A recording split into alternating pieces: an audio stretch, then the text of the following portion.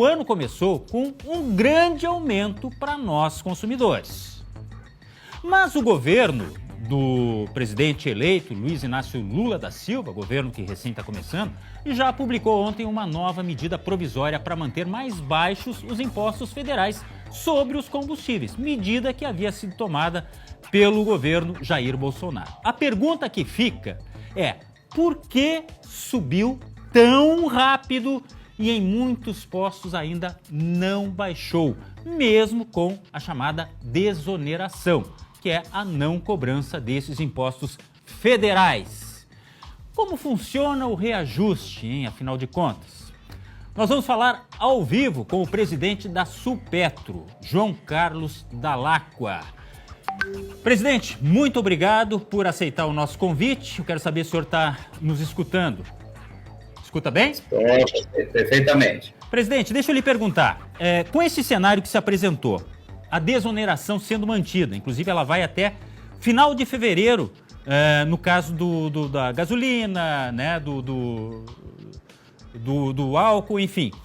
No caso do diesel, vai até o final do ano. Por que nós tivemos essa oscilação? Postos que foram lá quase a R$6 e que ainda mantêm os preços mais altos do que aqueles que vinham sendo praticados. Pois não. O nosso mercado, ele reflete tudo no posto, né? O posto é o que entrega essa conta salgada ao consumidor. Mas atrás do posto tem uma enorme cadeia de fornecedores e agentes que não participam da questão da divisão do ônus. Ou seja, quando nós tivemos o anúncio que iria acabar a exoneração agora em dezembro, a semana anterior a isso, as distribuidoras, que é onde os postos compram combustível, né? O posto não compra da Petrobras, ele compra de uma distribuidora, começaram a dificultar todas as entregas e aumentando custos. Ou seja, principalmente aqueles postos que não têm contrato com distribuidores, têm contrato e não têm contrato. Aqueles que não têm contrato tinham dificuldades enormes de adquirir produto e quando conseguiam adquirir, já estavam na faixa de 50 centavos, algumas de custo adicional. Muito bem. Aí os governos não se acertaram, que estava sendo, que estava entrando, com relação a isso. Ou seja, vai prorrogar, não vai prorrogar, e como é que fica? Quem adquiriu o produto no domingo e na segunda-feira, recebeu com mais de 70, 80 centavos de custo, até ser promulgada essa desoneração no Diário Oficial da União. Então, houve uma confusão generalizada no Brasil inteiro, onde os postos ficaram de vilão, quando na realidade eles são tão vítimas quanto. Porque eles vendem a prazo e compram à vista. Tudo aquilo que a gente vendeu em dezembro, a gente não iria comprar a mesma quantidade em janeiro. Né? E uma elevação dessa magnitude de tributos, ela é maior do que a nossa margem média que a gente pratica.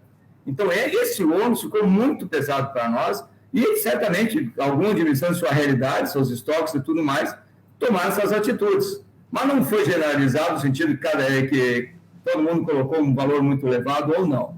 Certo. A tendência agora, obviamente, a partir dessa promulgação que ocorreu ontem à tarde, então, os postos que receberam ontem à tarde receberam já desonerados, a partir disso vai haver uma acomodação de mercado, com certeza. Agora, que patamares cada um vai administrar a sua realidade, né?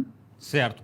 Você que está chegando agora no SBT Rio Grande, estamos falando sobre o efeito ioiô no preço dos combustíveis, porque eles baixaram lá atrás, aí os preços foram às alturas, agora no começo do ano, diante desta questão que não estava bem resolvida da desoneração. E é bom que se diga, né, presidente, o ministro da Economia, ou da Fazenda, não era a favor de manter a desoneração, porque são valores que fazem falta, segundo ele, para o Tesouro, mas o presidente manteve a desoneração que vinha sendo praticada já pelo governo anterior. Na sua opinião, sofre mais aquele empresário que tem um posto chamado bandeira branca, que é aquele que negocia de forma mais isolada e não aquele que tem um posto com bandeira conhecida já de um grande conglomerado, presidente? Ambos sofreram, né? Ambos sofreram, porque aquele que já tem o contrato, ele não conseguia comprar nada mais do que um mínimo contratual e com elevações de custo também. Mas o caso do bandeira branca foi muito mais impactante, porque ele não tinha onde ter garantia de fornecimento. E as distribuidoras, elas estocaram o produto porque elas imaginavam que poderiam virar um janeiro com estoques bem cheios e aí praticar um preço novo.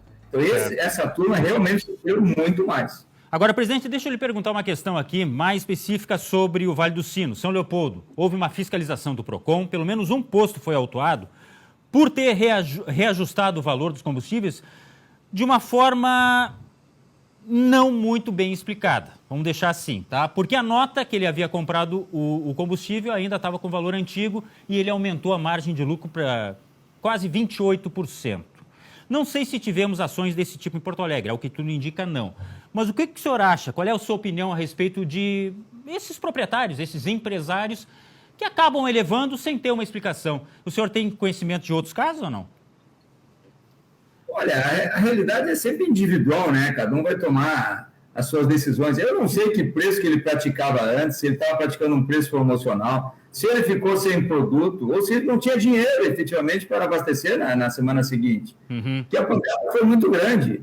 Então, você imagina, assim, que um posto revendedor que calibrar mal seus estoques, que ajustar mal, ele vai ter um prejuízo violento. E ninguém vai socorrer ele nessa hora. Não tem como, porque a pressão do consumidor ela é muito grande. O consumidor ele tem o direito, né, de comprar de qualquer lugar. E o nosso posto ele publica os seus preços ostensivamente, desde placas até aplicativos e tudo mais. Então, cada um vai administrar a sua realidade. O PROCON em si, ele sabe que o preço é livre, né? O preço, a distribuidora, quando reajusta, ela não avisa ninguém, ela simplesmente bota lá no sistema do portal delas, ó, amanhã tantos centavos a mais. E a gente tem que se virar. E outra coisa, às vezes baixa o preço na concorrência sem nenhum movimento de Petrobras ou nada, é pura concorrência. Então, nesse sentido, assim, ó, vamos correr, como qualquer segmento, algumas discrepâncias, algumas anomalias, mas o que não se pode é generalizar, né? Você vê que o posto possa resolver o problema de toda uma enorme cadeia aí, né? Sim, sim. Vamos chamar para a conversa o meu colega Guilherme Roquette, que certamente abasteceu agora na folga, em Jaguarão, deve ter pago bastante, né, Gui? Sim. Pois é. Quanto é que estava o litro lá em Jaguarão? Então, bom, vamos aproveitar essa margem aí para poder dar um depoimento pessoal. Eu coloquei em Jaguarão ontem a R$ 5,95 e era o posto mais barato que tinha, porque o outro estava cobrando R$ 5,99. Quando eu cheguei em São Lourenço, porque o meu carro vai 40 litros, ele consome absurdamente, é antigo, então eu precisava reabastecer e quando eu cheguei no posto não tinha gasolina comum. Porque era, como disse o presidente ali, um posto que não tinha a bandeira de distribuidora, né? Mas, presidente, a minha pergunta é o seguinte, hoje nós circulamos pela Zona Norte aqui de Porto Alegre, vários postos a R$ 4,99, um ainda estava cobrando mais de 5, mas na grande maioria esses postos estavam vendendo combustível a R$ 4,99, o que é acima daquele valor que a gente estava pagando ainda antes. Mas assim, como é que, o senhor já mais ou menos nos explicou, mas como é que fica agora nesses próximos dias? Porque a gasolina que pode chegar, ela pode vir mais barata, já que a desoneração foi mantida? Olha, até que tocasse no ponto de Jaguarão, só para fazer um parênteses, provavelmente no Uruguai lá está bem mais cara a gasolina. Quase R$10 está lá, minha mãe foi olhar o preço. É impressionante. Mas o que teremos assim? Nós já tivemos um aumento de custo. A semana passada, independente dessa questão do PIS e COFINS, já tivemos um aumento de custo pelas distribuidoras, alegando aumento do anido, alegando recomposição de margens dela, e isso chegou para nós, né? E nós agora, nessa sequência, certamente vamos ter que brigar muito com a distribuição, porque ela baixa os preços muito vagarosamente. Então, eu comprei gasolina ontem, chegou de manhã no meu posto, com 75 centavos a mais. Né? Então, agora, para mim, voltar essa redução, que seria uns 68, vão ter explicações financeiras, que ela vai dizer, olha, eu tive um custo financeiro e outras situações. Então, esse jogo agora é muito individual, é uma pressão que você tem que trabalhar com o seu fornecedor, mas certamente vai ter uma acomodação na sequência, né? Tá certo, então. Quero agradecer ao presidente do Sindipetro, João Carlos Dall'Acqua, por estar disponível, conversar com a gente. Quero que o senhor entenda que é uma cobrança diária que a gente recebe, o consumidor sempre nos manda mensagens e realmente a gente observou que alguns postos eles são muito rápidos para subir e muito lentos para baixar o preço. Estamos à disposição também. Muito obrigado pela sua entrevista aqui no SBT Rio Grande. E a gente segue daqui. Vamos falar de